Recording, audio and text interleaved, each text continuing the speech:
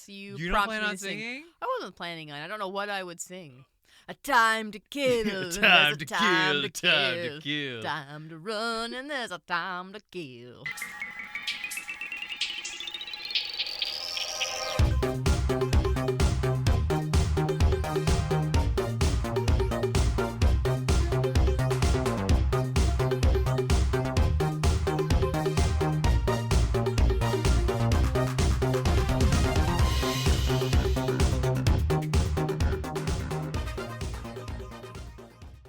Tell me how to laugh. Very good. That was great. You're welcome. Yeah. Welcome back, ladies and gentlemen, to Summer's off. Episode 3, Season 7. Here we go. With Did you hit the bookshelf again? I did. I'll For hit it. Pete's I'll hit sake. it the rest of our eternity in the studio closet. We're outgrowing the studio closet. Absolutely. I think. With our first courtroom drama. Is this our very first courtroom Very drama? first. I mean, there was. So when we watched Ladybugs, I made you watch the music video of like "Don't Mess with Rodney" or whatever. Rucksack and Rodney, whatever that music video was. That took place in a courtroom. That did. And we take place in a played it courtroom. at That's the true. end of that episode. So technically, I guess you could kind of say we've already done one. Yeah. I mean, as much as like Legally Blonde, that's also a courtroom drama. There's would absolutely we courtroom say? stuff. Yeah, that one is that's Listeners, a courtroom. if you're looking for that comedy. one, that's entitled Mystery Episode. That's Oh, from was that season. a- Yeah, so you might not be able to find that as easily. Yeah, I'll be honest. Oops. We cut out the mystery episodes a little ways in because we realized the numbers were all way down. It's like people aren't going to read the description; they're just going to skip it. So we don't do mystery episodes anymore. Mhm. But welcome back, and please do us a favor: rate on Spotify, rate on iTunes if you haven't done that already, and subscribe on all your favorite podcast endeavoring apps. Yeah. We're everywhere. We'll blow up your inbox. We won't. Actually, we don't. We don't do I think we really don't do enough. I think is what we're we- very kind as podcast hosts. Like, if you want to engage with us, you might think like, oh, I think we leave you wanting a little bit more. I think we're a little lazy Like, in oh. that department. Okay. Yeah, I hate doing social media. So I like, know you do. anybody who wants more social media, I would say, why don't you come on board? Why don't you be the social media person? Join us. Yeah. Rach, Hmm. how's your week been? My week has been pretty good. Do you want to tell everybody about the... So Matthew McConaughey has a major loss in this movie, and we too have had a very similar loss. Yeah, our house is so quiet right now. Ty and I are getting ready for some travels, and you know who's not coming with us is our 2 pups. Yep. So today, Ty's parents graciously picked them up and took them back home with them, and we're not going to see them for like a month. Not for a month. The longest we've ever been away from them. It's really hard. Yep. I'm going to try not to cry, but it's going to happen, I'm sure. So there's a moment in the movie where you think Matthew McConaughey's dog died. Ugh. And Rach, I swore I saw tears, like, actually in the eyes. I mean, maybe a little. There maybe built up some behind moistness. I didn't. behind the curtain, but Nothing they're there. released, but it was, yeah, I felt. Anytime that a dog is potentially burned in a fire, I mean, I'm only human, Ty. Like, that's such a trigger. Yeah, it was. I mean, it's pretty traumatic. It's everyone's worst nightmare. Yep. Rach, tell everybody about A Time to Kill. What is this Time- movie? What's going on? A time to kill. There's a time to die and a time to kill. Yeah, that's true. Die Hard, Time to Die. Is that one of the... Yeah, it's in tandem. This is the sequel. So we are following the novel from John Grisham. I Yeah. believe one of his first big ones His first big one. is his first. His it is very the first book. crime courtroom drama novel. If you're a Crime fan, of the Cinch. you know. And he takes us to a little town called Clanton, Mississippi. Isn't it Canton? It could be Canton. Might be Clanton. I think it's Canton. Maybe it's Canton. Like with Canton, it. South Dakota. Sure. Just like that. That's nearby our hometown. All right. Who's telling this? It takes place somewhere in good old Mississippi, in present day at that point, which is probably the 90s. Yeah, well, the movie comes out in 96. Oh, maybe it's. But the maybe novel it's was written in early. 89, Oh, so it maybe could have been. Did you think that late it took 80s. place in the late 80s? No, I No, didn't. I think it thought took place it took place in the mid 90s. Present day. Ish. I think it's still relevant. Anyways, there is a murder trial. for a man played by Samuel L. Jackson, Mhm. who has essentially killed the two perpetrators of rape who raped his 10-year-old daughter. Left her for dead. And left her for dead, and attempted murder there as well. And we got this young hotshot lawyer in Matthew McConaughey, one of his first breakout films. Yep, absolutely. That's very true. Coming to save the day, as any white savior does. Mhm, So yep. here, and then the drama plays out in the courtroom, and you got all the craziness that's happening in this small town in Mississippi during the time. Mhm. The Klan, the KKK gets involved as well, so there's lots of threats and bombings and things like that, and it's wild. So you have the evil Klan, but you also have evil NAACP, like corrupt NAACP. It's like, you better watch out for them. People have motives, and I would say that theirs are for what we would call maybe the greater good. But yeah, there is a time where the NAACP tries to step in this, and they want to replace his lawyer with one of their own, and more just from a larger standpoint that this will be better for society, better for Black society if we win this case. But then there's you also find out they don't want to win. Matthew McConaughey calls him out. He's like, you guys don't want to win. You want a martyr. Oh, did he say that? Yeah, he's like, you guys don't win cases. Your death squad or whatever don't win cases. You guys just want to make him into a martyr that helps your cause. You're not about winning this case. Oh, I didn't get that. Yeah. Oh. So well, they're like kind of an evil group. Gotcha. Yeah. Well, that's not good. I might have to look into that. Oh, that's true. You can look into it all you is want. it? But Is it that true? happened. You might even miss that dialogue, but that happened, bro. I'll have to look into that. That's called gaslighting. I don't think so. Yeah, you made me feel crazy. That's the way how you do it. That's how you don't gaslight it. You're like, oh, interesting. Instead of saying, you're crazy. That's how You're out your mind. You're out of your mind. Yeah. Other people we have in this, we've got a young Sandra Bullock in this as another newbie hotshot lawyer who just wants to get in on the case and maybe into Matthew McConaughey's pants. We don't know. She definitely sneak peeks at his balls at one point in the His butt. His butt tie. Keep it. Come on. But I mean, they were hanging right there too. You know they were. It's hot. John Grisham actually said, because I think they were going to show his butt originally. Oh, yeah? And John Grisham told Matthew McConaughey when he got cast, he's like, I'm going to make your ass famous. Like your literal ass famous.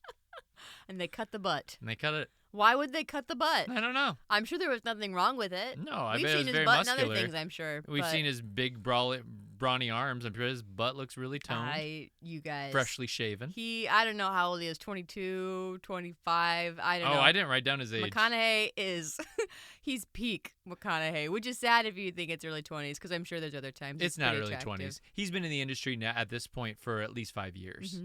How to Lose a Guy in 10 Days, he was also pretty peak in that, too. He was just kind of Well, that's like 5 years later. He was That's pretty 01, I think. consistently pretty good looking, but he was good looking in this, I will say. Yeah.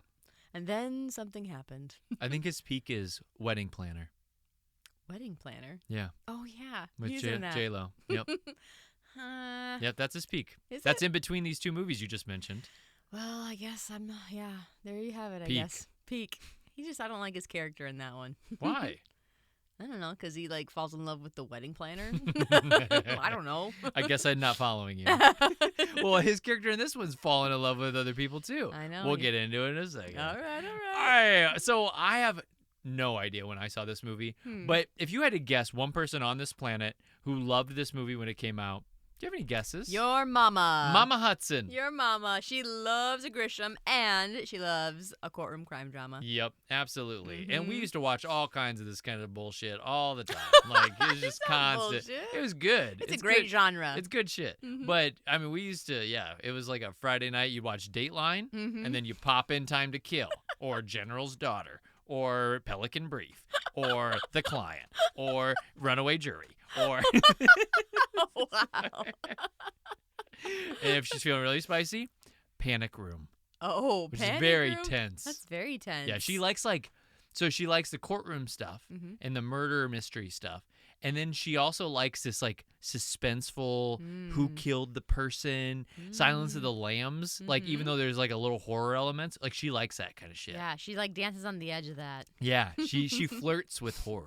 She flirts with it. Horror flirt. As long as it says thriller next to it, she's like, I'm in. Suspenseful. What Lies thriller. Beneath? That's a good film Ooh, that she liked, even though it has to deal with ghosts. That's and very stuff. creepy. That one gave me nightmares. Yeah, she liked it. Mm. And then one thing that you know about watching these kinds of movies with my parents, well, more mysteries though than this. What is something that my parents both like to do when you're watching like a murder mystery with them? What's that experience like? It depends if they've seen it or not. In this case, if this was new, there might be some questions about who said what and who is that person and why, or sometimes there's not. That's probably the biggest piece. And then they like to make prognostications. They have to guess where the plot's going and who did it. And then when one of them gets it right, they make a big freaking show about it. They're clapping their hands, they're stand up even and be like, "Ha, got it. Told you it was him. Told you. It's like all this like told you game. And it's like a big production. I am guilty of that as well. I love getting ahead of it and being like, I bet it's this guy. And sometimes it comes out loud. And sometimes it's in my head. I was going to say, you don't do it a ton out loud. That's good. I think it all the time. Yeah. I'm always thinking. You showed them, not Glass Onion. That's the second one. What's the first one? Knives Out. You showed them Knives Out at a Christmas recently. And they got pretty into it. And they were like, ooh, what's going on here? So, yeah, that was a fun one. They love that stuff. So let's get a little bit into Time to Kill. One of Catherine's favorite movies. That's my mother, by the way. And it is based on John Grisham's 1989 novel. This is his first, like I mentioned before. This is very beloved in the catalog. Oh, of the Grishams? In the Grishams, when you look at best John Grisham novels ranked, this is almost always top 3. Yeah, and I would say is number 1 more than it's not. Now, that's not the movie. When you look at best John Grisham movies, that's not the case. Really? This isn't one of the best John Grisham I think movies? it's up there, but I think a lot of people would so say famous. like maybe Pelican Brief's better. Maybe. What's another one that I don't know? I feel like people like The Client. I've never seen The Client actually. Yeah. With Tom Cruise. People liked what's the one with the little boy? Oh shit. I don't remember. But anyways, there's other ones I think people like a little bit more. Oh. But I think this one's up there, but not tops. Okay. Like it is for the books. Yeah. Grisham, you know this already, but for our listeners, Grisham was a lawyer. He worked as a lawyer outside of Memphis. And so he's sitting, and he's actually from, I think he's from Mississippi. And so he's in Memphis at the time. A little backstory on how this story came about. And he hears about this case where there's these two guys, and one of them's kind of just more of the accomplice and just like helping the other dude. The other dude like did all the major damage. And there's these guys, they like invade this farm home. And the guy is actually black. And he like proceeds to rape these two girls. He like chases them around the house, corners them in these different spots. They hold them at gunpoint. They think that they kill them, and then they leave, and they both survive like in a wild story. One's 16 and one is 12. Yeah. And one is trying to get to the phone. They can't get to the phone. They can't get a hold of anybody. Then the other one like runs to the next house over. She's covered in blood. Her neighbor won't let her in, because they don't know who she is. They think this like crazy person who's covered in blood that looks like Carrie. Like I don't recognize you. And she has to say like, it's me, it's so-and-so, to like be let into the house. They finally let her in, and then they like, everything kind of comes to light, like who did it. They track this guy down. He had been let off for other things in the past. He had gotten out of jail recently. And there were like other moments where he could have gone back to jail and he didn't. And so Grisham hears about this case, knows it's coming down. He's a defense lawyer, and he's like, please don't pick me. Please don't pick me. Please don't pick me. They don't pick him. They pick his classmate, who he graduated with. His classmate has to defend this guy who had raped these two girls and is now like attempted to murder. Yep. And he goes to the courtroom, and he says at the time he was kind of like, there weren't a lot of cases. He was kind of flirting with this idea of becoming a writer. He didn't really have anything to do, and he's like, you know what? Out of morbid curiosity, I'm gonna go check out this case that I was so afraid of that my friend is doing. So he sat in the courtroom, and he watched it all get unveiled. Uh-huh. And he's just thinking in his head the whole time, Uh-huh. what would the father of these girls do if he could? Uh-huh. Like if he had carte blanche, he could get away with anything. Mm-hmm. He would come into this courtroom right now and he would just blow their brains out. Yeah. And so that's the whole idea, That the germ was of this the- idea. He's like, what would Papa Bear do Uh-huh. to avenge these girls getting raped? Yeah. Oh, interesting. Yeah. Yeah, his ability to, I mean, you can tell in his writing that Mhm. he knows his legal jargon, right? I think that's Sure. why he excels as a courtroom drama author, because he knows it. He knows, yeah, he just does a nice job with that. Mm-hmm. So he mixes this story, the germ of the idea for Time to Kill, with another story where there was a race crime with two white men who had assaulted somebody. I think maybe they even murdered somebody, and they had gotten off. Mhm. And that happened in Mississippi. Mm-hmm. And so he's like, okay, I'm going to take this Memphis crime, Mm-hmm. and I'm going to take this white guy's getting off for doing some terrible stuff to some black people. I'm going to mix it together Mhm. to make this new story. Yeah. And so this takes him 3 years to finish. He starts just writing it on legal pads. He just keeps like plotting out the plot, like here's what's going to happen, then this, then this, and this. Mm-hmm. And it takes him forever to write his very first novel. Mm-hmm. But it's a pretty big success. Yeah. Right off the right bat. off the bat. Pretty much. Oh, that's nice. And then this then becomes the fourth John Grisham movie, the fourth book to get co-opted into a movie. Mhm. The first one's Pelican Brief, Okay. and then it's The Firm, Mhm. and they're both in 93, and then The Client is in 94, and then this happens in 96. Gotcha. He did not want to do this one. No. He kept saying like this one is like it was kind of near and dear to him, but also Sure. he's just like, this is touchy. There's the race stuff. There's a all lot the of- rape yeah. stuff. He's Mhm. like, this one's gonna be weird for people to watch. Like it's gonna make them feel very uncomfortable, Mhm. and I don't know if I really want to do it. And the studio talked him into it, and not only with their words, but they threw him $6 million, which was a record Ooh. moment for a book being converted into a movie at that moment. Gotcha. Yeah, I mean, you're right in the fact that it does touch on some really hard topics, and not even like they're not dated topics. Like this is Mhm. still very, I don't know, prevalent. Like there's a whole conversation with Samuel L. Jackson and Matthew McConaughey before they're gonna do their summations, and Mhm. McConaughey's just like, I can't win this, I can't do this, and Samuel has this like great speech to him about like, I chose you because you look like the jury, and essentially like kind of Because you're one of the bad guys. yeah, calling him out. Like, so it's kind of like a white savior piece, but it's pretty self-aware in Yeah. the fact that it says Yep. like, you think that you're a friend, you think that you're helping because you eat at black restaurants, or Mhm.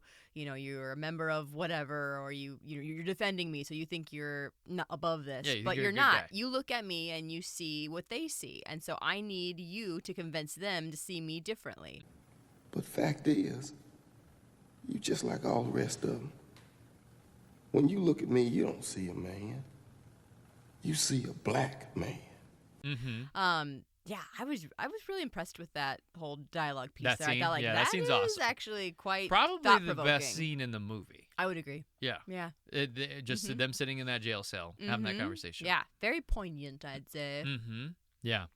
And another way that they got him on board was they told him, you can have creative control. So if you didn't like any of the casting decisions, if you didn't like the director, if you didn't like a lot of the screenplay, Mhm. that's all him. He did the majority of all that work. Matthew McConaughey's butt, or lack thereof. That was his All choice. Grisham's Yeah, choice. he did say there were some things that got screenplay, like the studio convinced him to do some things Uh-huh. that I don't think he wanted to do, and we'll get into that a little bit later as we Okay. get into filming. But Rach, you have read some John Grisham books. Yeah. Tell us about your experiences. What's it Okay. like? What's it like to read a John Grisham? It's a good time. What I'll say is, so it's interesting. I just read this year a book called The Last Juror, which came out in like the early 2000s. I just read an interview after he did that book. Oh, yeah? Yeah, he talks about the death penalty Yeah. in it, Mhm. and he like says that he thinks the death penalty is like should just be abolished in America Mhm. because we'll never get it right. Mm-hmm. So unique and interesting. The town that takes place in Yep. is the same town as this town takes place in, Whoa. but it's earlier. It takes place in the 70s, I want to say. Okay. Yeah. And wild. It follows a very similar plot line. It doesn't follow a lawyer, though. It follows a reporter. Okay. A young hot buck reporter who's Oh, new to town. He's a northerner. Oh, it's a dude. It's a dude. It's always a dude. Okay. In this case. Not always, but in this case, it's a dude. Yep. Yeah, it was interesting. As we were watching the first scenes and when they're looking at the town, you know how the courthouse is like right in the middle and it's almost like this square and everybody kind of like looks out on the courthouse. I thought in my mind, this looks exactly like the book I just read. And then I remembered, I think this is in the same universe. Oh, okay. And it is. And not only that, but then the book I'm about to read, I think takes place in the same town again, but maybe after A Time to Kill, possibly. Okay. It's called The Reckoning. Ooh. I know. It sounds like a Stephen King. It does. It does. What was also crazy is not only is the town the same in that book and this one, but some of the characters are actually the same. Between the two books that you're reading? No, between the movie, A Time to Kill, and The Last Juror, the book that I already read. Those characters are the same? Yeah. So the actor, Donald Sutherland. Yeah. He's an Donald Sutherland's an old lawyer. He's an old lawyer in this one. He's the teacher, actually. He's Matthew McConaughey's professor. He's retired. Like, he can't go into the courtroom anymore. Just likes to drink. Yeah. He's barred himself from that. He is a young hotshot lawyer in the Last Juror. Fascinating. But he's a hotshot lawyer for the defense. He's kind of a bad guy in it. Because he's defending a rapist murderer in it who's clearly, but the family has a lot of money, blah, blah, blah. Yeah. Yeah, it's interesting. Cool. He's a heel in so that there one. there is a Marvel multiverse, like a Marvel universe. There is a Grisham universe. There's a Grisham universe. And I'm they telling all you. like are in conversation with each other. It's just as wild. Yeah? Yeah. Wow.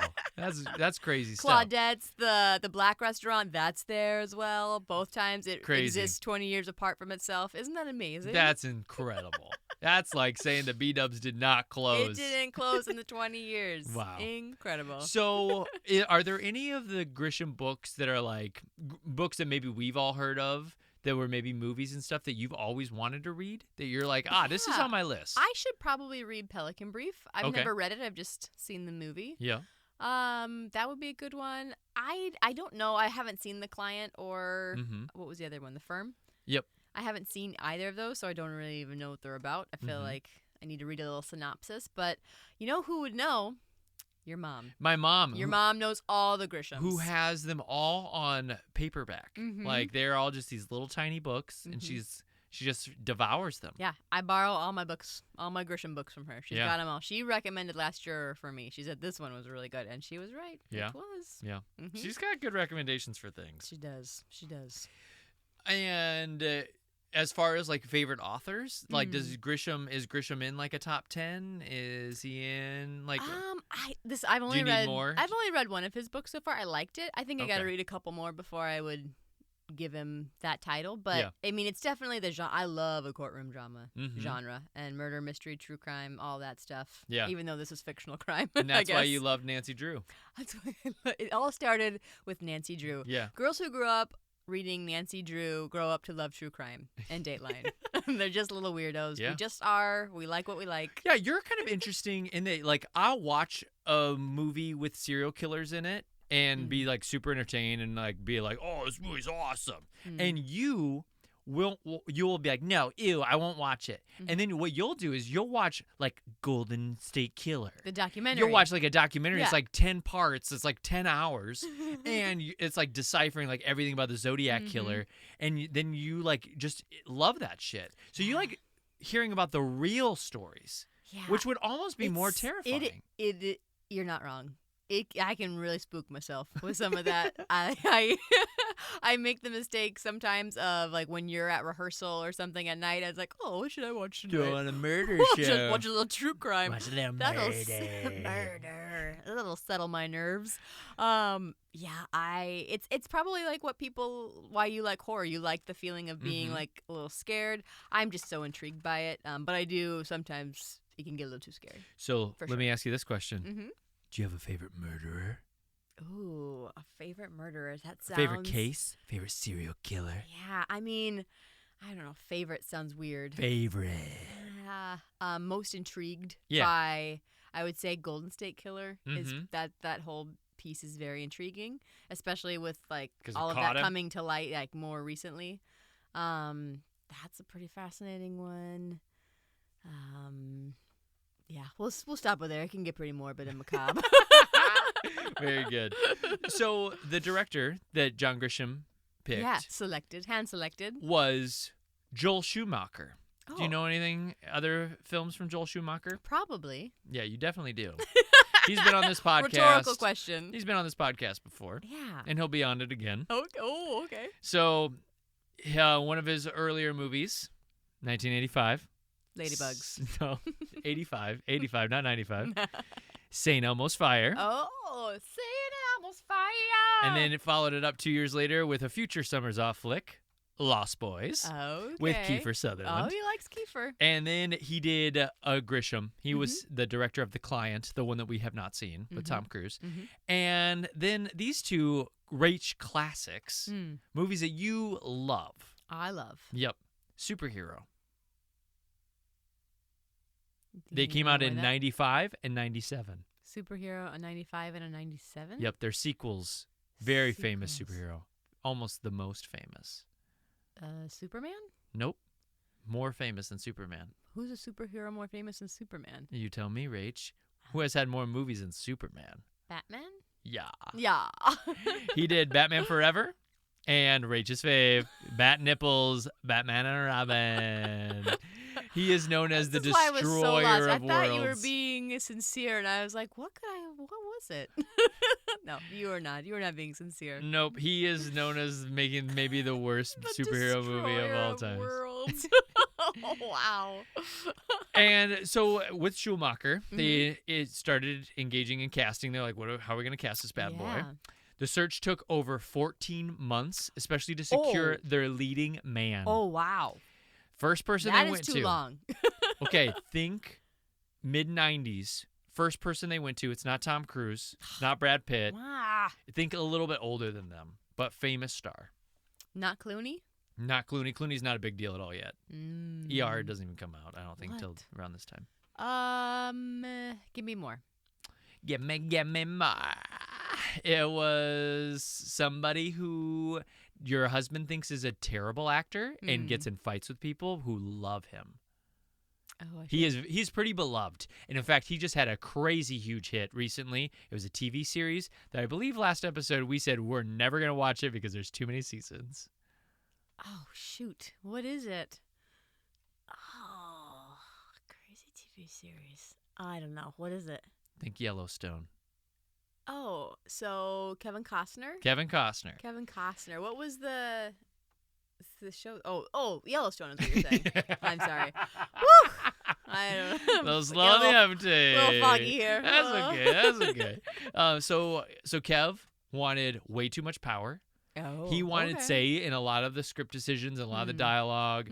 And he also was just this kind of like hotshot actor that Grisham just didn't feel comfortable with. He's like, this guy is kind of at the peak of the industry. This is after Dancing with Wolves, after Waterworld, before The Postman, if that helps you. Have you ever seen The Postman? No. Terrible. It's just him like riding a horse, be like, I'm in post-apocalyptic country and I just deliver the mail. Like, okay, very cool. Interesting. Yeah, horrible. What a concept. Horrible movies. Costner, I think, is like a wretched actor most of the Also time. a ruiner of worlds, maybe. Kevin Costner? No, I would say I so. wouldn't say that, but What do you give him? 1 to 10? it depends on what we're talking about. No, just in general. I mean, Because there are moments where he can be good. in looks, in fit of role. Like, what do you want? What do you want? I want. If I just say, how's Kevin Costner as an actor? 1 to 10. 6, 7. Wow, he's a 3. 3. Yeah, for sure. He can't be a 3. He's a and 3. Be Kevin Costner. You can cast him in roles where he's well suited, Mm-hmm. but a lot of times he misses the mark. He's a 3. He's boring. He has no charisma. Yeah, maybe. I think if he's casted right, he can be pretty Yeah, if he's great. cast right, I agree with that. I bet he's good in Yellowstone. I bet he is. Most people say love he's him. pretty good in Yellowstone. People love him. 3. And so they did not go with Kevin Costner. The next person they went to was a Schumacher favorite. He was like, I'm telling you, this is the guy. You don't have to guess on this one. Oh, He's like, I'm already prepping to guess. I'm telling you, this is the guy. Grisham. You got to go with him. He had a great audition, and that is friend of Matthew McConaughey. Strangely, maybe half brother to Matthew McConaughey. What? It's shocking. There was like a moment where their mom and dads were both single, and they were hanging out and like were friends. Hanging out. And the boys talk about McConaughey and this person talk about like, I think we're half brothers. What? Starred in True Detective together. Oh yeah. Harris. Harris? No. Woody Harrelson. Woody Harrelson. I don't know. Yeah. Oh, that's okay. Woody Harrelson. Yeah. Weird. So Schumacher was like, this is your guy. And Grisham's like, this is not the guy. Because Grisham, I think, kind of based this role a little bit off of himself. Yeah. And didn't see himself in Woody Harrelson He at wanted all. somebody hotter. He wanted somebody hotter, I think. Yeah. He's like, white man can't jump. I don't know. Like, yeah. I think we need somebody a little sexier, a little bit better butt. I do think that Grisham likes to have his leads. I mean, the same way in The Last Juror. Like, Yeah. He very easily could be played by Matthew McConaughey as well. But this guy's a bachelor. So, So he's having a great time. You think Grisham is kind of like the antithesis of Dan Brown, who writes his characters to be like super hot, but then just has Tom Hanks play them? Yeah, maybe. So the Grisham just ex-nays Woody Harrelson. He's out of there. So Matty McConaughey, he first auditions for Kiefer Sutherland's role. You want to tell him what Kiefer Sutherland's role is like? Kiefer Sutherland is the brother of the two men who are murdered. Mm-hmm. Kiefer Sutherland, Donald Sutherland. Father-son? Father-son. Father-son. That is correct. Little Nepo baby there. Yep. Didn't know that. Very good. Yep. So he first auditions for Kiefer's role. They really like him. I think he was probably going to get it, it sounds like. But then he goes to Joel Schumacher, Matthew McConaughey does, and says, like, I want to try for the big one. Yeah. And at this point, he had done Dazed and Confused in 1993. He was in Angels in the Outfield, which strangely has come up multiple times this season in the podcast. Angels in the Outfield? Yeah. He's in Angels in the Outfield in 94. And then he's in Return of the Texas Chainsaw Massacre, which I've seen in 1995. No, thank you. And after this, he's going to do Contact with Jodie Foster. So that gives you an idea of where he's at in his career. Contact. He's in Contact? He's in Contact. Have you ever seen Contact? Yeah, I have. I think. Have you seen it? Spoiler. What? What's the spoiler? I How could you spoil it for me? I've seen it. I don't understand what you mean by spoiler. At the end of that movie, doesn't he turn into an alien?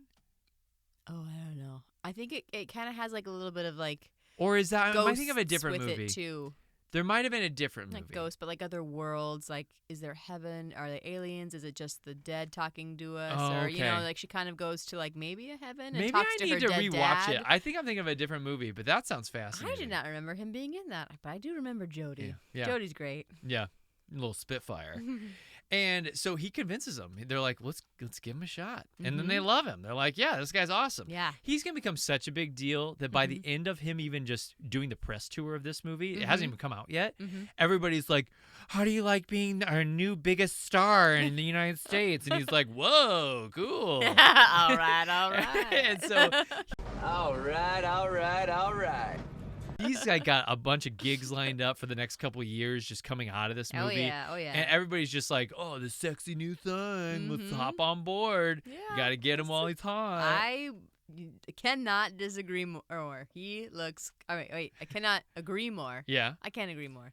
See, I'm all tongue-tied just thinking about him. Yeah. And you didn't even see him with his shirt off like I fully. know. You see him like his rippling You see back. his back, and you see his him in arms, cut off and you shirts just a know lot. Big if you know arms. McConaughey, you know, like it's good. It's all good. You've never seen Dazed and Confused. I've seen enough of it. I think I have it on the list. Yeah, I don't know why, but yeah, I've seen enough of it. But we can Okay. watch it. It's a fun one. So let's talk about Samuel L. Jackson. Let's talk about Sam. So Sammy Jax is in between. Well, actually, not in between. He did Pulp Fiction in '94, and then he did Die Hard 3 in '95. Okay. So this is right off the tail end of that. He has not done Mace Windu yet, which I know is your favorite role. of his. Mace Windu? Yep. Is that one word? Yeah. You don't know who Mace Windu is? No. Mace Windu is the Jedi guy that he plays in Star Wars. Oh, With the purple lightsaber. That's what honestly, I never knew his name. So come at me, Star Wars fans. Yeah, people are gonna rip you to shreds, Are bro. they? Yeah. Oh, because they could come up with that. You could like, what's Samuel L. Jackson's character's name? I don't know, but he's got a purple lightsaber. That's what I know. George Lucas gave him purple Okay. because he's a good guy. He's a cool guy. He's a cool guy. Bad You guy's know- got red. good guys got green, Samuel's got purple. He just said he just told George Lucas, "Hey, I think it'd be pretty cool if I had a purple lightsaber." And George Lucas was like, "Yeah, I think we can make that work." Yeah, I know exactly what happened. Yeah, he's just like, "Yeah, I think we should do this." And then they had to create a bunch of lore about it. They're like, "Yeah, he fused these two crystals together from the planet Centurion 9 with the Flabbergastians." Okay, well, just create a whole freaking novel about this, I guess. Amazing. So, Mace Windu. Come on. Well, we can hit these people just one by one. Let's hit them up. What'd one you by think? one. What'd you think of Sammy Jacks? What do you think of Sammy Jacks in general? I like Sammy Jacks. This wasn't my favorite Sammy Jacks. He had really good moments in it, Yeah. but he also had some moments that I was like, meh, about. You like Mace Windu the best? I like Mace Windu the best. No, he's great in Pulp Fiction. Yeah, and Snakes on a Plane. He's probably great Dude, in that. I would imagine. That's so funny. I was thinking, what's your favorite Samuel L. Jackson roles? And I thought in my head, Snakes on a Plane. I've actually never Top seen 3. Never seen it, but is I he saw it good? in theaters. Is he good? Oh, he's. Whoa! You saw it in theaters? Oh yeah, baby. I was not gonna let that one pass me Whoa. by. Okay, listen to this.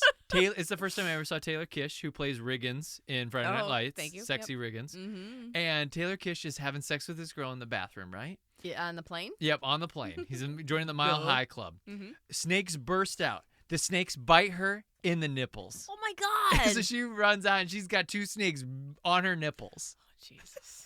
That should tell you all you need to know about that And movie. you saw that on the big screen. Yeah. I had to see it in high def. I got to see it. I got to see it. I got to see it. Yep. And so that's a good one. I agree. Pulp Fiction, Mm-hmm. for sure. Yeah. I don't have a lot of other. What are other Samuel? I L. don't know. What's Jackson his movies? character in the Agents of S.H.I.E.L.D. or whatever? What's his? I don't even. I'm a terrible comic book. Nicholas Sparks. No, it's Nick Fury. Nick Fury. Sounds like it. It does. It's not off. I've never thought about Nicholas Sparks has somewhat of a comic book name. He kind of does. Yeah, feels like Stan Lee could have made him. Nicholas That's Sparks. really fascinating, right there. Glad you made it. So, and then Matthew McConaughey. What do you think of his acting in this? That is good. Yeah. He was good in this.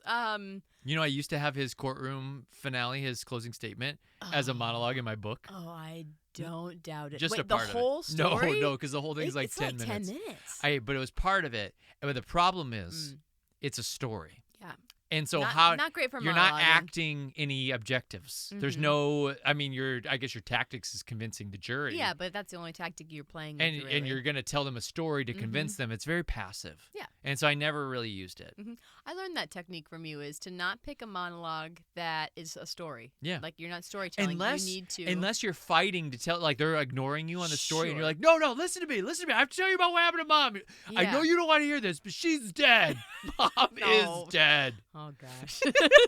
Like then you can tell the story. Then you could tell that monologue. She died in the hospital yesterday. It was Thursday. No, don't walk away. That's a really good monologue. Yeah, I thought for the most part, not without its things, but I mean, for a big first role for him, like kudos.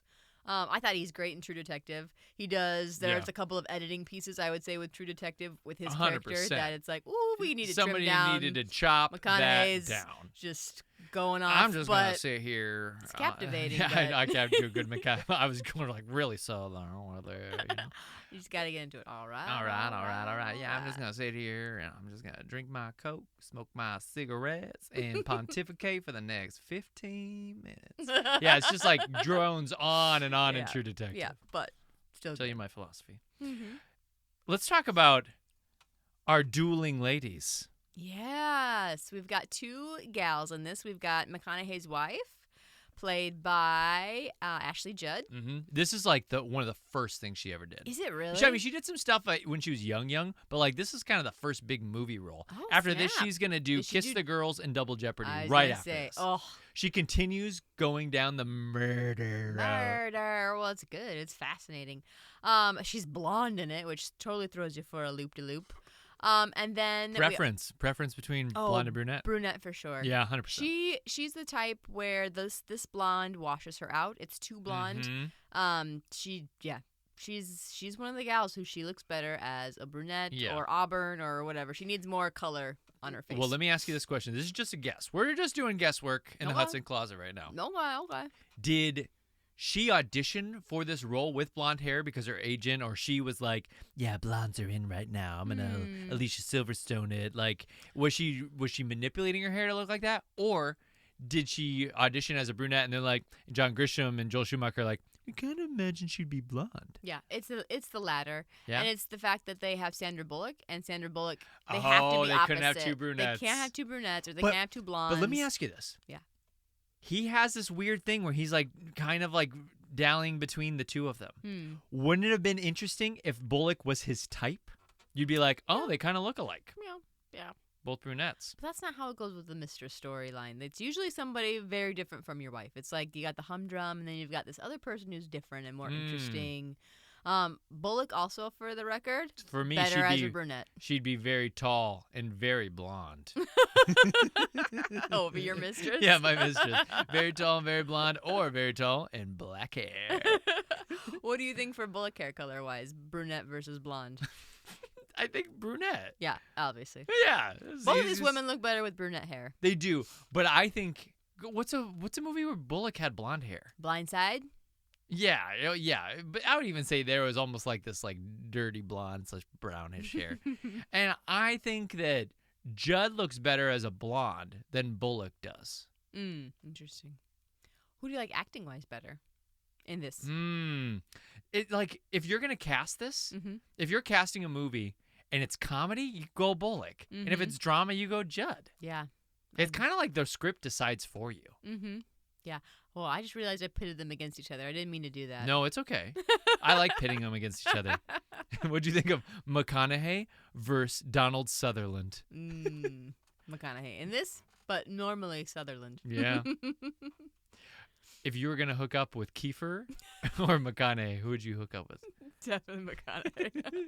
That's not Julia Roberts but chose. now, maybe Kiefer. Yeah.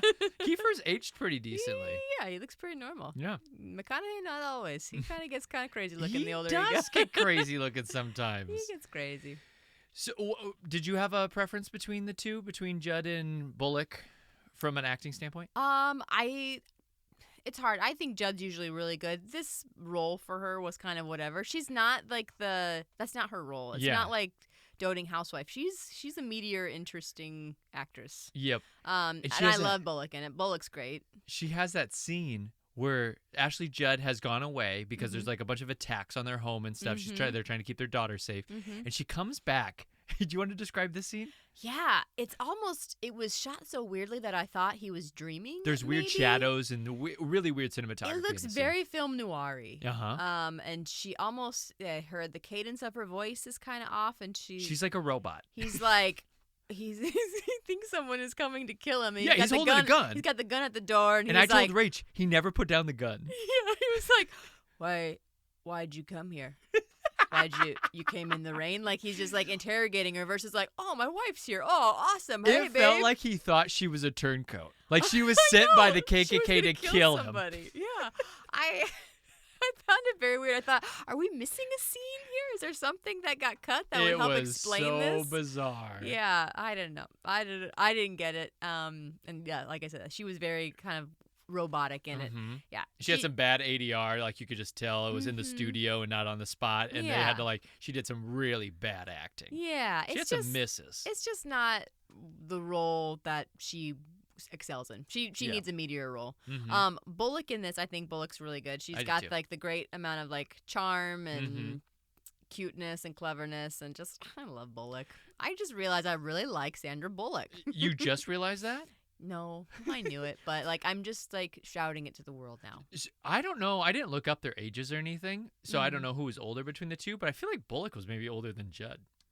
What do you think? I don't know. They kind of play around the same age. Yeah, I bet they're honestly. I'm just thinking of how old they are now. I think Judd's a little bit older than Bullock, but not by much. But the problem is Bullock hasn't aged a day in like 30 years. That is the problem. And so Bullock looks exactly the same.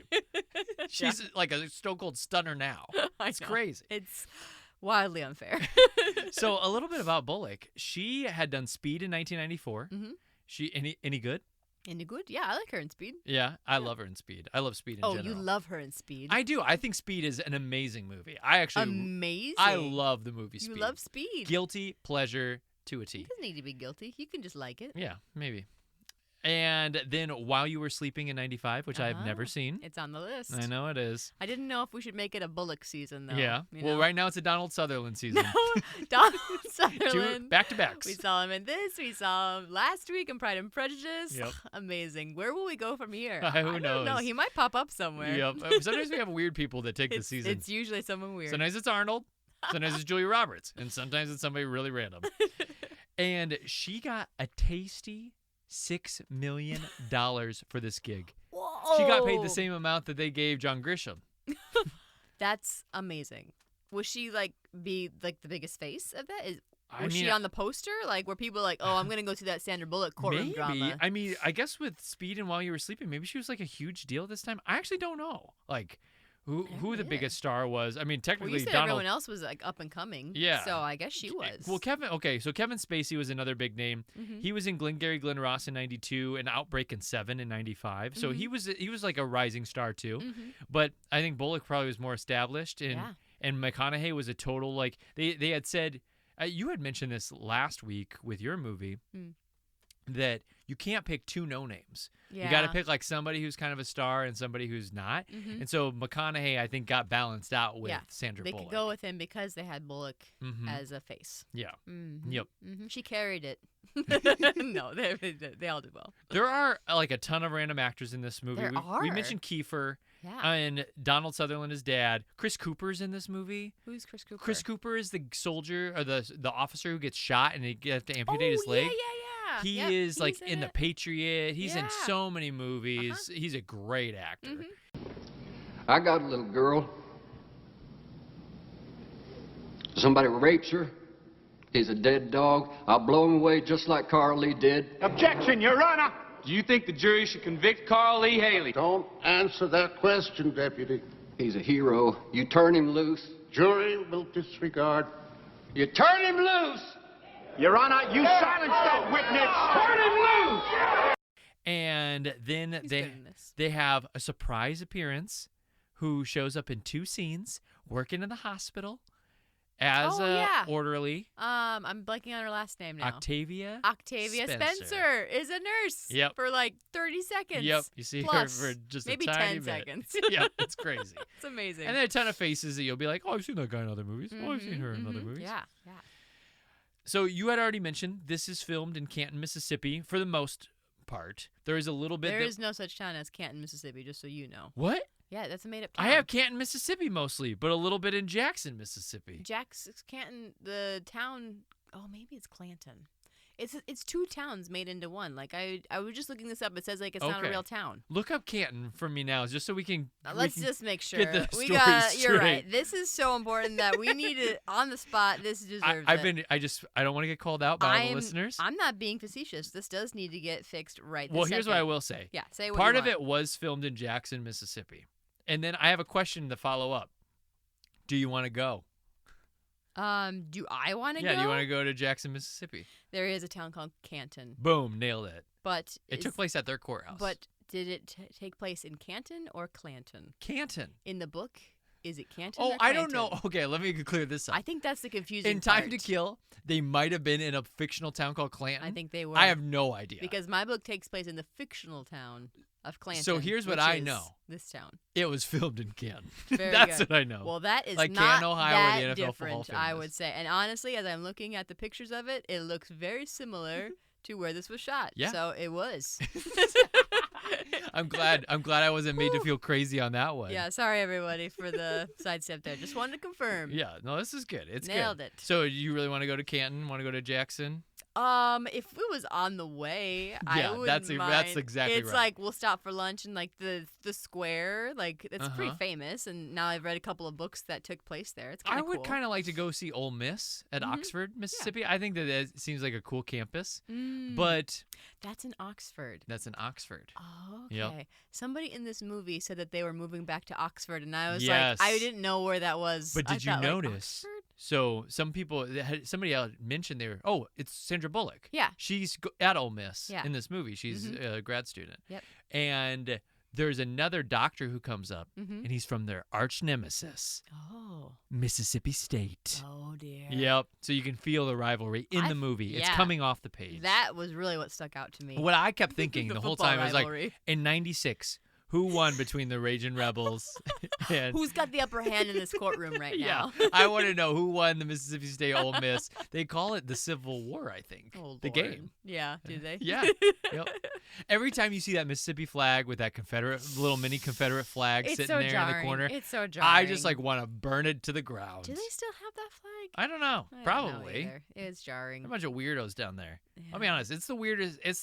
I mean, you can ask polls. You can ask people who do like the healthiest, the first unhealthiest states in the country, worst places to live. It's pretty much uniformly, we all agree Mississippi's the worst state in the union. It's America's butthole. It's hard. It's hard. It does have Laurel, Mississippi, which has one of my favorite shows on HGTV, Hometown. Yeah, I like that couple. They do nice work there. But sure. It's probably easy to operate out of the butthole. God, Ty. It is. Yeah, we haven't spent a ton of time in Mississippi, but maybe we. Yeah, Okay, we let me should. ask you: would you rather? Oh dear. Would you rather live in Mississippi Uh-huh. or Alabama? Oh, that sounds like such a toss-up. I know. I mean, That they're sounds literally like the they're literally same. the same country, only they're inverted. They're facing different directions. Yeah, I don't know. You just have to pick one. I don't know. It's honestly, I'd have to do some research on the towns. I pick Alabama just because it's not the worst on those lists. It's the second. Yeah, because it's not it's a left. top 5 bad. It's not the worst. Okay. I pick that. What about Mississippi versus Florida? Florida. Man eaten by alligator. Man eats dog who then gets eaten by alligator. Local Florida man. Found. I mean, you got Disney World. That would Yeah, be that's kind true. of fun. Yeah, that's a And good you point. got a lot more beaches, fewer swamps, maybe. But it's crazy territory down there. I think it's crazy no matter what. So I'd say Florida. I would too. I'll go Florida. Florida. I would say let's get spunky and fun. Let's go wild. wild in Florida. We'll have a great time. Very All of cool. our retired friends. We do really well with the retired community. So Yeah, we do. That would We be are. fun. Old people love us. They do. They ask us to sing at their retirement parties. Like, we're pretty beloved. We took a ballroom dancing class one time. We were the youngest people by Oh. probably 2 or 3 decades. Yeah. And we had a blast. Yep, and yeah, everyone, like, the instructor always used Rach. Like, they were just, like, going all over the floor. He was, like, in his 70s, and he would just take you around the floor. It was a good time. We made Yep. a lot of friends there. Yeah, for sure. So a little bit about Samuel L. Jackson's performance. Mm-hmm. He claims Hmm. that this performance should have got him an Oscar. He says he Oh. should have won Best Supporting Actor, Oh. but the cutting room floor got to him.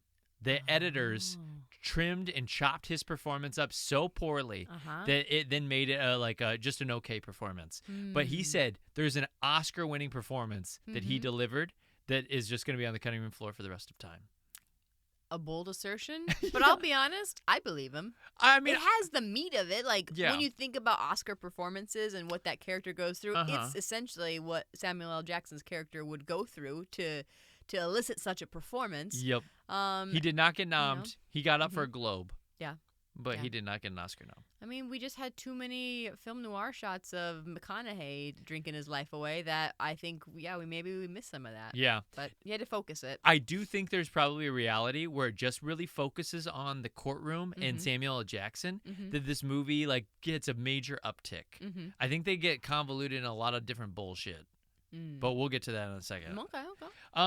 So the adaptation also starts to like break from Grisham's original novel, which is partly, I mean, like according to Grisham? he has creative control. Yeah, but he like I did said, he it. gets talked into some stuff. One of the things that he like he reflects on, and he's like, yeah, that was a terrible move. Uh-huh. Is Sandra Bullock breaks the law, and then they use the findings that she finds in the courtroom. Oh, And he's like, yeah, that would have never happened. And legal experts like are always like, shame, shame. You know Yeah. better, John. he probably gets you can't all do that. kinds of- And so she breaks into this like doctor's office and Mhm. steals the files and stuff, and then they use it in the courtroom. Yeah. And he's like, that could have never happened. Mhm. So That's where people slap his hands. And I even thought this piece too. When they first go to arrest the two men at the beginning, before they're shot, when they're at the bar, the cop comes in and he like brings a little girl's shoe and he says, "How can you explain this girl's shoe being in your truck?" Like, you don't have a warrant for that. Like, now that's inadmissible. Like, anything that you as a cop like go and grab without having a warrant to search, like now, even if it's like the murder weapon with your handprints and a handwritten note that says "I did it," it's like that's inadmissible in the court. Now the jury can't know about that. Sure. So it's like you just messed up the whole case. Well, you can't show them the shoe. And all the police brutality that happens in this movie. Oh my gosh. From the black sheriff beating the shit out of all these white KKK guys. It's a little shafty. It's wild. like, we're gonna take the law into our own hands. Well, not only that, but then like you got McConaughey like jumping out of places and getting into fist fights with people. I wrote down, what is he doing? McConaughey's character is a total Harry Potter Gryffindor. He just like runs into the fire. He's like, somebody's in trouble.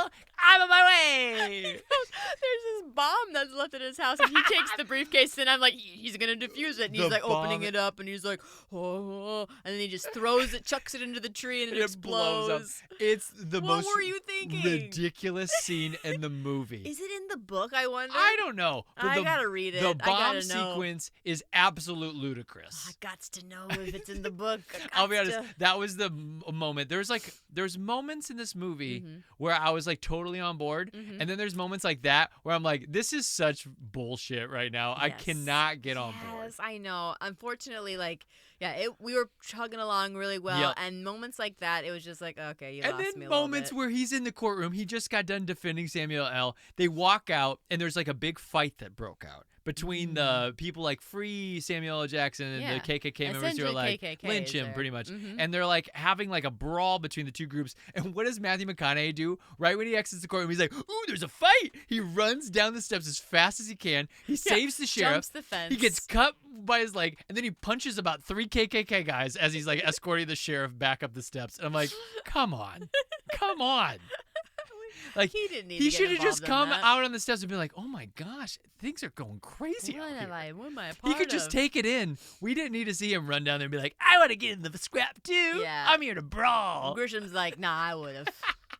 Yeah, you do it for both of us. Oh man, it was ridiculous. Just ridiculous. Yeah, a couple of ridiculous moments, I would say. It was also like the movie is way more preachy, and the white knight qualities are way amplified in the movie compared to the book. Oh, okay. The book, I mean, it's there, and it gets called out, kind of like you mentioned with Samuel L. being Does like, it? hey, you're one of the bad guys, right? You and say he's like, you're my I friend, thought I was one of the but good guys. No, you're not. You're one of the bad guys. Yeah. And but the movie just amplifies this like white savior complex in him, and although still the commentary is there, it still is like maybe too much white knighty, white savior complex stuff. And then the last major ad, I love. The last major ad? The last major ad is. Oh, ad, yeah. Yes, they deserve to die, and I hope they rot in hell. Do you think men who kidnap a child should be free in 10 years? No, sir. Do you think 2 men who rape a child should be free in 10 years? No, sir. Do you think 2 men who hang a child should be free in 10 years? No, sir. Well, what do you think should happen to them? What would be a fair sentence? Objection, do you think Your they deserve to die, Mr. Haley? Answer the question. Buckley. Carly, They don't answer deserve that to question. die. Yes, they deserve to die, and I hope they burn in hell. Which I love. Did he ad-lib that? Is that what you mean? When No, you say I think the script added it. Oh, It's not in the book. I see. He never has that line where they're like, "Oh shit, Oh no, Samuel, you just effed this case." Yeah, that's what this is from. You honestly.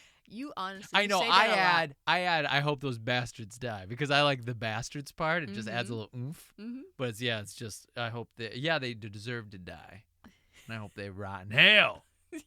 You've said that more times than one would expect you to say that line. Yeah, I would say I probably use it once every 4 to 6 months. Yeah, I would agree exactly with that. And in a 10-year marriage, you've heard it quite a few times. I have heard it quite a few times, which is why when it came on, I was like, oh, Yes, they deserve to die, and I hope they burn in hell.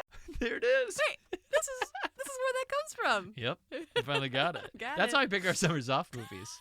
Just based Like, off of your quotes. It's another quote from that movie Rach hasn't seen. I better add that to I the better list add it this so year. she knows. So this movie comes out on July 24th, 1996, summer flick. Cost $40 million to make. It makes $23 million the first week and $109 million overall. Okay. It is a success. Is it? It is number 1 for 2 weeks. It beats out, no joke, one of your favorite movies of all time, July 24th. A couple weeks later, this movie, or a couple weeks before this, one of your favorite movies came out. What year did you say? 1996, July 24th. Lion King. No. No. Good guess, but no. But not a good guess. That's a pretty good guess. You're going to do a podcast about this in the future, not for Summers Off. Oh. July. Independence Day? Independence Day. It's one of my favorite movies. I'm thinking of you like my top 5 here, No, and no. you're like, You Independence Day. defend Independence Day all the time.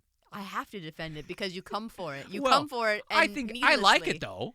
I like it Well, why are you coming for it then? because it's ridiculous. In the best way. Yeah. Aliens coming to the U.S. is ridiculous, but here it is, and let's work with those circumstances. It makes perfect sense to me. How do you feel about the movie Mars Attacks? I've never seen. No, I have seen it. I can't even say I haven't seen it. I don't care for it as much. Yeah. Yeah. What makes Independence Day so superior to you?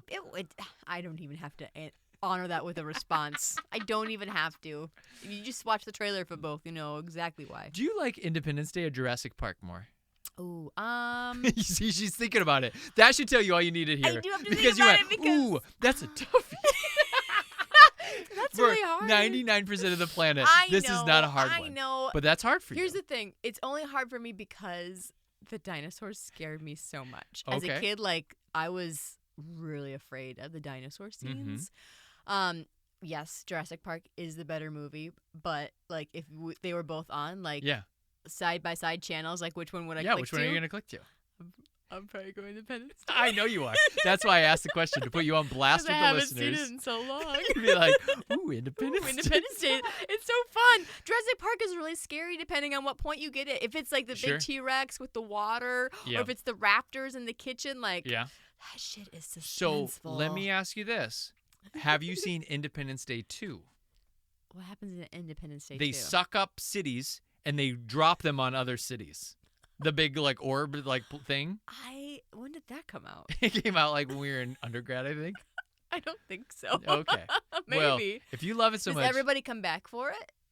I don't know. Is Jeff Goldblum in it again? That's a great question. I have no idea. Hmm. I would assume he is in it. If you want me to take a guess, I'll be honest. I'm gonna say I bet he's in it. It's possible. Will Smith might not be in it, but I bet Jeff Goldblum's There's in a it. chance I maybe have seen it. Okay.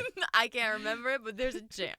I bet you watched 15 minutes of it on TV and then you turned it. You're like, nah, I'm not gonna do it. It it's was not on the FX. I thought it was the original. It's not. Yep. Never mind. False alarm. I bet that's exactly what happened. I'm so glad we got this Independence Day conversation in, which, by the way, Yeah. we'll probably promo that later on, but I'm pretty sure we're going to do an Independence Day podcast with another movie podcast. Ooh, a crossover. Yep. We'll do That's some exciting. promotional material about that in a little while. Okay, teaser. So another movie that had came out that it beat was one of my grandpa's favorite movies. You don't have to guess. You'll never Okay. get it. You're making me guess so much. Woody today. Harrelson. Okay. Kingpin. Kingpin. It's a bowling movie. Oh, It's I was like, very Mob? fun. Very no, fun. Oh, not Mob. But then Bowling. this movie, Time to Kill, loses out a couple weeks later to Jack. Oh, with Robin Williams? Yep, where he's a man baby. Yeah. What's And he that? wants to hook up with J-Lo. Does he have reverse Benjamin Button? Yeah. Or- well, Is it Benjamin yeah, Button? no. Is it another telling Well, of you it? say reverse Benjamin Button. I would just say he ages fast. Like, So nothing to do with Benjamin. so nothing to do with Benjamin Oh, Button. okay. Reverse Benjamin Button is just normal aging. That's By the way, a really good point. it's like the escalators become I steps. guess you're right when you say that. Yeah. Profound. You want a tagline? Yeah, I do. A time to question what they believe. A time to doubt what they trust. And no time for mistakes. Ooh, That's pretty saucy. That's very saucy. Pretty Did well constructed. Grisham write that? Because You it's know, pretty good. Honestly, it sounds like I him. bet he did. I think it was him. Yeah. Any idea what critics and audiences would say about this movie?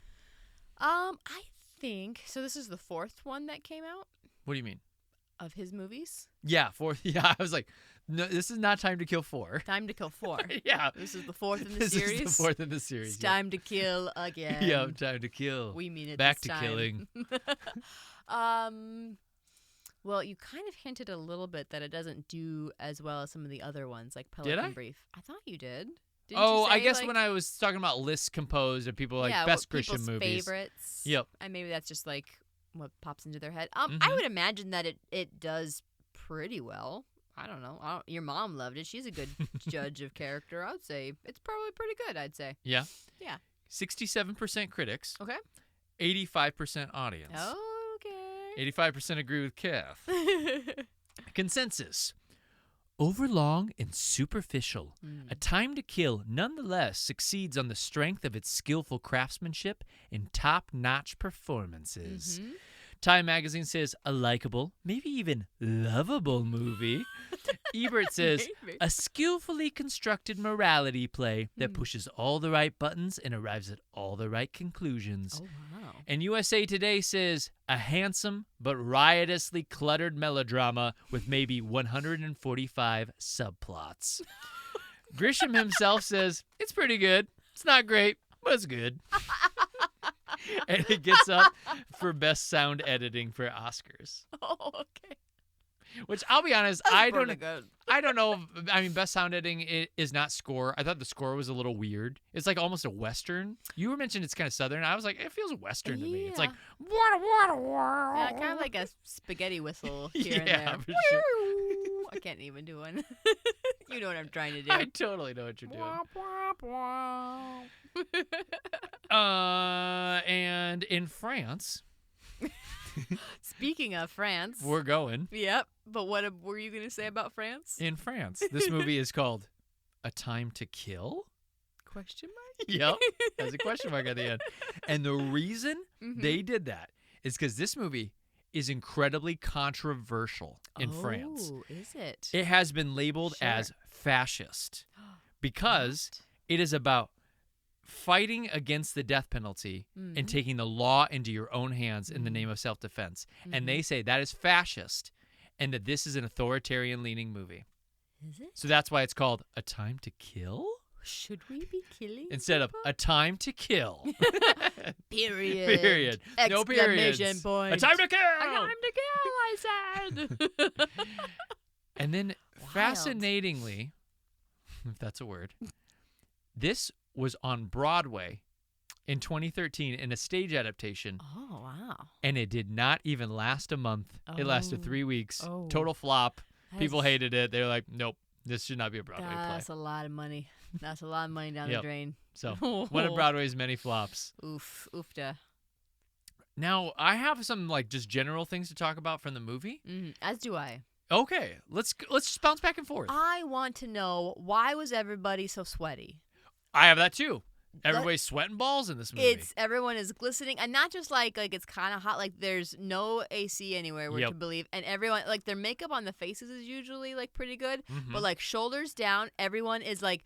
When I say sweaty, I mean like there's beads. Yeah, There's like people are being spritzed in between absolutely. takes. Yeah, They're almost like so sweaty. it almost felt like you were on oh gosh, what's his name who does Transformers? Michael Bay movie. Like where everybody's all spritzed in that. They're like, Megan Fox, we got to spritz your chest again. Yeah, but we're not even saving the world right now. Yeah, But for for some sure. reason we're just sweaty. Because it's so hot It's so down hot. there. I don't disagree, but these are like nighttime spots. He was like, it's not Yeah, hot. it's true. Like, why are you sweating? You guys need Profusely. AC. Yeah, This is it was crazy. ridiculous. But But their hair was not sweaty. No. Everybody's hair looked pristinely dry, Mm-hmm. perfectly fluffed. Nobody had like the wiry hair that was like starting to raise because the humidity got to it. yeah, the humidity only affected their bodies. Yeah, and it was only their shoulders. bodies. And they're like, yeah, we got to get everybody real nice and sweaty down here. I also loved Matthew McConaughey's glasses. He's got these Oh, cute yeah, you little did mention glasses that. at the beginning. They're a little bit bigger, kind of like that fun little like 90s glasses. And I told Ty, the next time you get glasses, like let's look into something a little bit bigger. I think you could pull it off. Yeah, you think so? Fun, like they're kind of like a bigger professor glass, you know. I It's love fun. it. It's fun. Oh, well, his glasses weren't that big, though. no, They were round, though. they were more Uh-huh. not like circular, more like I don't know. I guess circular is round, but they're not like the perfect circles. No, they weren't but- perfect circles. Yeah, but Yep. they're bigger. Yep. They're cute. What was their DIY plan, Rach? Tell me about the McConaughey, Ashley Judd DIY plan that was going on in this movie when they fix up their house. What were they doing to their house? I'll be honest. The one thing, I mean, it was wild. The house looks crazy on the inside, like a lot of like old houses put together to make one. Yeah, for sure. But yeah, when we first meet Ashley Judd, she's on the floor and she looks to be staining a part of the floor, but it's just a square. But just a square. It's just a square. Now, I gave you want to sample it. That makes sense to me. It could be that. But she wasn't doing different colors. She was just doing one color. Back and forth, and then she wasn't wearing gloves and no respirator. It just, and again, I don't know, like, was it just to test a spot, or was she gonna make like some squares of stain? I don't know. It looked ridiculous, and it took me out of it. To be honest, I thought the same thing. As a DIYer, I was like, I'm offended by your plan. What are you doing? So there was that. There was also McConaughey. When we first meet him at his house, maybe we meet him before this, but when he's at his house, he is painting the house, the outside of the house. Oh, yeah. It's really dirty. Yeah. Number one, so they should have been like using a power wash to like get rid of the dirt because you can't just paint over the dirt. That's a stupid idea. It will wash away. Yeah, that's an awful idea. You got to clean it first. But it looks like he's not doing that. He's just painting over the dirt. No big deal. And then he leaves. We see him like 6 months later or whatever. Not really, but like a lot of time has passed. 6 weeks later. And the house is in the same exact position. Before he's even taken the case, he could have finished that. It would have taken him 30 minutes, hour and a half. He's busy. He's so busy. He's so busy. He can't finish. And it's the peak, too. So it's the main thing you're drawn to. Very obvious. Is like, hey, your peak looks like shit still. So there's that. And then on the inside, I don't know if you noticed this, in the background, the walls all look normal, but there's like a doorway to a kitchen that they have ripped out all the drywall, and it's down to the studs. And it never changes the entire movie. Oh, they're always down to the studs in that one particular spot for no reason at all. Yeah. Just to show they're a DIYing. Yeah, which I thought was interesting too. I mean, not all lawyers make a ton of money, but I would have thought he dressed like he made more money than he did. For sure. It's got to be sexy. Yeah, I don't know. I thought they seemed pretty poor. I was confused by this. Absolutely. They did seem poor. But I mean, then again, he's not getting paid at his. I mean, there's a lot of financial situations going on at that firm. I guess, yeah. He's always talking about how poor they are. Yeah, that's true. He takes the case on for almost free. So yeah. Yep, they have to trick the NAACP into giving them money. To paying they for it. steal from the NAACP. Yeah. If you want to really break it down. Yeah, it's and weird. steal from a congregation. Yeah. Yep. A corrupt congregation. Yeah, corrupt congregation too. The church is also evil. What else did you have? Actually, then I have like some final stuff. I couldn't help but feeling that, and this is maybe just like my pessimistic outlook in life person, but I kept feeling like you guys should take the plea deal. I was going to ask you about legal advice. It seemed very clear that obviously he did it. He killed the two men. Yeah. That's not the question, but they pleaded not guilty. But then the defense, the district attorney was like, hey, if you just plead right now, like, we'll give him life. And I was like, oh, well, life is not the death penalty. Actually, it was pretty good. And then the judge tells him. And then the judge says that, which is Edward Longshakes, by the way, from Braveheart, which is amazing. Amazing. Yeah, the evil king. He tells him, if you drop out now, we'll give him manslaughter, and then he'll be out in 20. And I felt like, ding, ding, ding. Run away with that plea deal. That's great. the deal. But they held out for the big leagues, and he got off for murder, which was I'll be honest, pretty crazy. It is crazy, right? The whole time you're like your heart is hoping he gets off because you're like, this is terrible what happened to him. Like the fact you feel the fact he killed those guys, you're like, those guys deserve to die, but he did take the law into his own hands. And if we're just talking about the letter of the law, like there's no way he gets off. The prosecution is also winning this case the entire time until the closing statements, which I was like, in my mind, if I was on the jury, I made my decision already. I'm not going to be swayed by closing statements. Like, you can wrap it up. You can do a summation that helps me think like, yeah, I'm in the right. But I made my choice before I walked into the courtroom that day. And so the fact that they're all swayed during this last closing argument, I was like, to me, I would be like, yep, yeah, that's really sad. That makes a lot of sense. This is a really good closing statement, way better than Kevin Spacey's. But I already made my choice about 2 days ago. Like, I'm not going to go off of it now.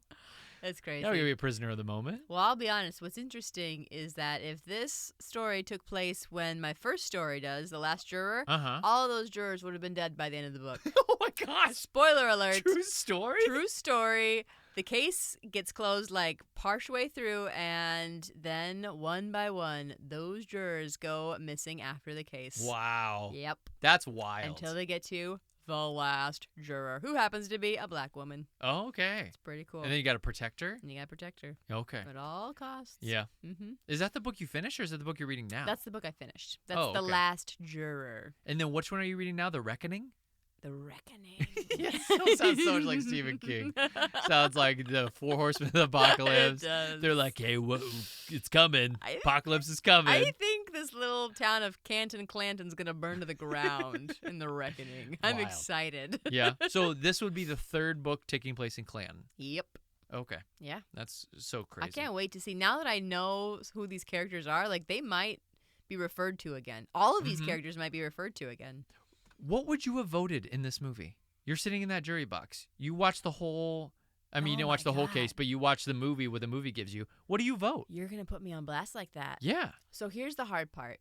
I come from a perspective of where I am naive to think that the justice system should prevail, and that I, as a white woman, I can trust the justice system to do its job. We come from that white privilege. That's for my sure. lens. Yep. And so when it's clear like that you broke the law, when I just look at it from a black and white, not color, but a black and white perspective, not gray, he's guilty. Yeah. He's guilty. I would go with a lesser sentence. I don't personally. I know, but but I that's don't the believe in problem. the death We don't penalty. get to do the sentence though. Yeah, on the I know. jury, the judge gets to, and so that's what That's scary. That's what it's tricky because I would want to be like, he's guilty, but Your Honor, you shouldn't do that much. You though. shouldn't. We should like be maybe 10 pretty years, lenient, like 5 to 10. Like it shouldn't be that big. We of a all deal. agree that those boys had it coming. Yeah, for sure. I don't disagree with that. Yeah. But that's what's hard in the jury because you don't get to do the sentencing part. Yeah. Or you do the sentencing part, but you don't get to tell the consequence. And so I think I would say he was guilty, and then just hope, Judge, please be lenient. Yeah. I don't know. Well, that's I mean, he wasn't insane. No, I'm not the level of psychologist that these people are, but no, it was premeditated. Yeah, for sure. Like, it was the he sat insanity in that, plea doesn't he work. sat in that closet all night long. Which is maybe insane. Yeah, I guess so. But he also told McConaughey what he was going to do, so it was very premeditated. Yeah. It's like... And he was in his right mind to do it. Like, that's it. It made a lot of sense. This a revenge killing in this case made perfect sense. Yeah, why you for would, sure. But you can't unless the circumstances prevail. Again, we're in a different time in a different part of the country, and maybe I would say it differently if I was there. But with my narrow view, I tend to trust that things are supposed to work out the way they're supposed to. Yeah. From the law. But I'm naive. We are very naive. I'm naive. And yeah, we hope those bastards die. We hope they rot in hell. I do hope they rot in hell. But at the same time, I would have voted guilty. Like, you did the right thing, and you're guilty. But now you have to live with that. You did kill them.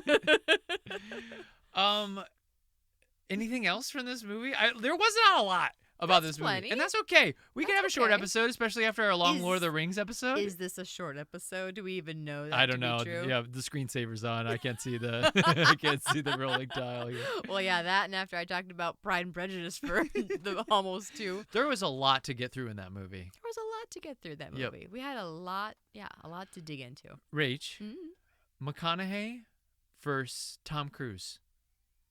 Sexy. We're just talking about sexy. When? No, just in general. When? I know. I'm just saying it. It matters. No, I'm just saying it. Are they sexy? Yes. No, who? Both? No, who? Is more? Yeah. That is really tricky. They're pretty well matched. Yeah. I'm gonna go with Tom Cruise. Okay.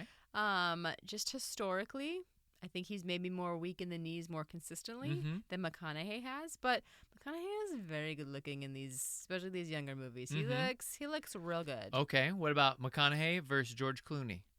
I think George Clooney. Okay. This is good. I don't know a lot of these answers. I know if I say Brad Pitt, I know if I say Ryan Gosling, I know these answers. Yeah. Josh Hartnett, these are easy. Boring. But I'm trying to make it a little spicy. Matthew McConaughey. Do you want me to ask Matthew you this in McConaughey versus return? Joseph Gordon-Levitt. Joseph Gordon-Levitt. Okay. Yeah. Matthew McConaughey versus Michael Cera.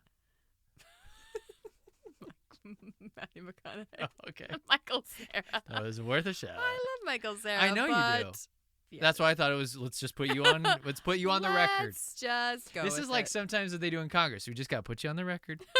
I just. We know what's not going to I pass. know this is what I you just were wanna gonna put you on the say. record. We just wanted to know. Yep, for sure. Speaking of some hotties, do you want to know what we're gonna do next week? I know we haven't gotten there yet, but Oh, we're gonna jump to that already? no, we'll save it. Okay. But let's don't save let it. me forget this transition Hey. when the time comes. Between Ashley Judd and Sandra Bullock, Mm-hmm. who do you pick? Hottiness. Are they brunette or are they blonde? They're in their natural habitat. Ugh, gorgeous. That is hard. Yeah, That's it is. It's incredibly hard. Yeah. They are also well matched.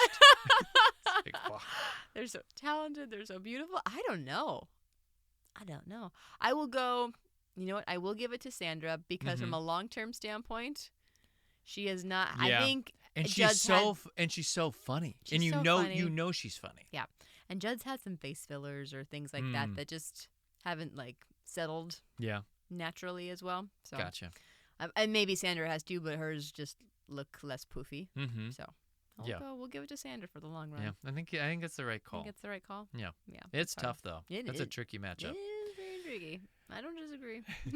So, anything else acting wise? Any moments in the movie that you want to draw out? I don't think so. I think we talked about everything. Okay. So, I'm going to give you my little spiel about this movie to begin with, Oh, and okay. then you can give me your review and your percentage. Yeah.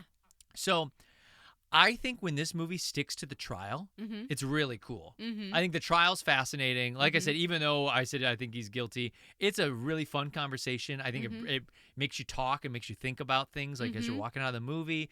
I think Samuel L. is excellent in it. I think Matthew McConaughey does a great job. I think Sandra Bullock's great. So the three leads I think are all really good. Yeah.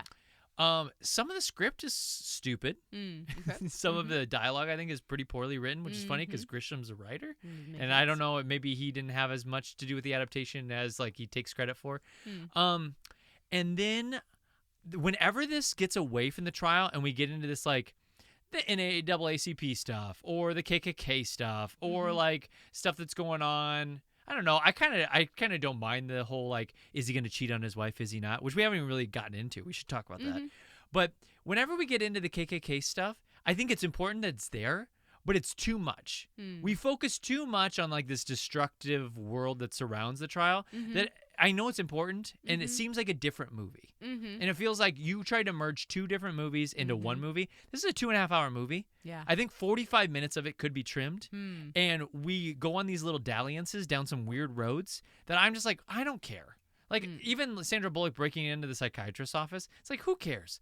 Like, can she just, like, be like, hey, found some information out. Do we really need to see her sneak in? Yeah, That's a you waste of tighten time. it up a little bit. And so for sure. there's a lot of wasted time in this movie. And I think that if they would have stuck to the trial, they would have focused more on Samuel L. I think that there's a really good movie out there. But this was not it for me. Gotcha. It didn't age as well. I actually liked this movie more in the past than I did this ya? time. Oh, you're gonna break your mama's heart. That's okay. That's okay. So you want me to give my score? Yeah. What's your score? So my score is Mm-hmm. a 49%. Okay. This is right above Notting Hill and right below A Walk to Remember. Below Walk to Remember. It's just not as good. It's just not. Yeah. I guess. I guess you could say that. So that's where I sit on Both it. based off of books, you would say. Yep. Both based off of novels. And if I had to read one, Mm-hmm. it's tough. Oh yeah. Yeah. That would be tough. Between Sparks and Grisham, I don't know who I choose. Yeah, that's fair. No, it's not. I would pick Grisham.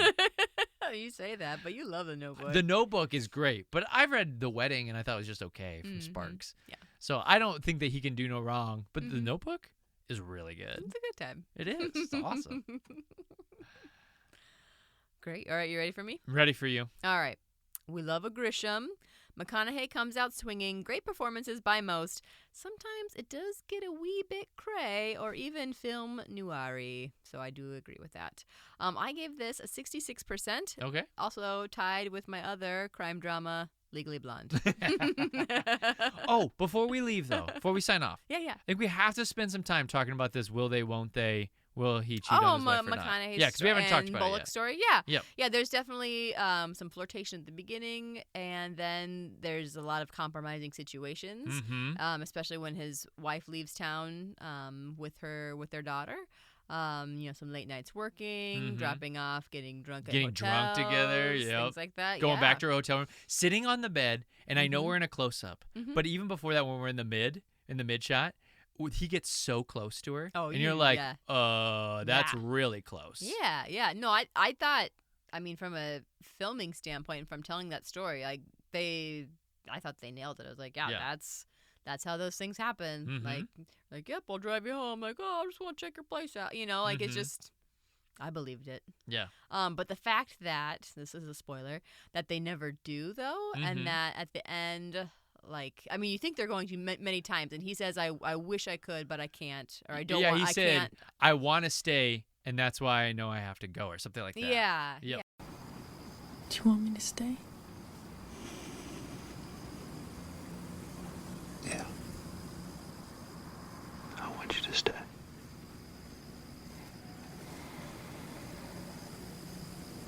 So you better go. Yeah. So, I want to stay, which means I should go. Yeah. I thought Or I want you to stay, I think he even says to her. There's like 3 will they, won't they moments.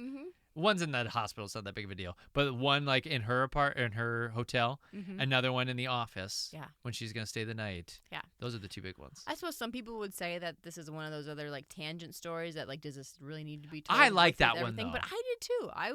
I think it's very human. It's very like he's in the middle of this stressful case and boundaries are getting crossed, and like he's getting mixed up with like, how long do I need to, like, how much do I give of myself to this case? Yeah. And you're losing yourself a little bit in that. And I think that makes him a really interesting character, like the nice mix of like flawed character that we like to follow in stories.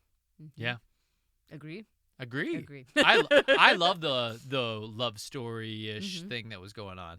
And then you think that him and his wife are going to get a divorce until she shows up. Like everybody kind of talks about like, you're losing your wife, you guys are going to get a divorce, kind of like start openly talking about it. He never says it, but other people say it to him. And it's kind of like, yeah, I guess if you get a divorce, you're going to end up with Sandra Bullock. You already got your lady in waiting here. Yeah, but then she shows up on a film noir set. Yeah, his wife. He's like, oh, she's so hot. But I might need to shoot her. Yeah. Do I shoot her? Or do I fall back in love with her? Well, that is a time to kill. A time to kill? Question mark? A time You fascist to kill. Americans. Our movie for next week also has some interesting punctuation in it. Oh, really? Yeah, in the title. Does that have a question mark? No, but it has a comma, a weirdly placed comma. Oh. I think it does. Maybe it doesn't. Good morning, Vietnam? Wake up, Vietnam, or whatever that movie is? That's a question. I need a comma. But no, wake up, good comma, morning. Vietnam. Oh, yeah. I think whatever that movie is that movie, I've never seen it. Good morning, Vietnam, wake up, Vietnam. Is that one with Robin Williams, I think it's Good Morning, Vietnam. Yeah, that has a comma in it. Does it? Yeah. No, very good. Oh, yeah. That makes sense. You're addressing it. Next week, do you have any guesses? You've kind of heard my list. Any things that you think? I don't remember. That's all right. We're gonna talk about some hotties next week. Yeah, so hotties with the bodies? exciting. No, they don't have bodies.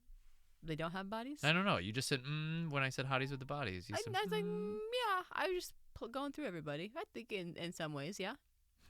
We are going to see, it's kind of another drama. Okay. Back-to-back drama, but that's okay. That's okay. You guys are here It's the for middle it. of the season. You're here for it. It's fine. We'll end with something silly later. We're going to see Girl, Interrupted. Oh. Girl, comma, Interrupted. Man, Jim, that's right into my aorta. Your aorta is in your heart. Good to know. Ooh. That's the only part I know of that movie. That's the only scene. Here we go. Get ready for it.